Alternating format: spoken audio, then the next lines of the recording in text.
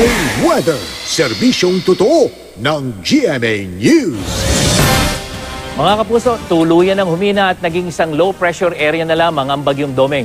Huling namataan ng pag-asa ang LPA sa layong 500 kilometers dyan sa may silangan ng Hinatuan, Surigao del Sur.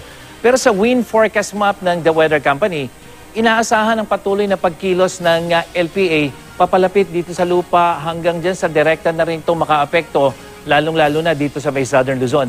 Mga kapuso, kahit hindi na kasing lakas ng bagyo ang weather system na ito, dapat pa rin maging I am ready dahil magdadala pa rin ito ng hanggang katamtamang malalakas na ulan, lalong-lalo na dito sa Eastern Visayas at Bicol Region sa darating na weekend. Bukas, may hinang ulan na lang ang inaasahan sa Mindanao pero magiging makulimlim pa rin, lalong-lalo na dito sa may northern section.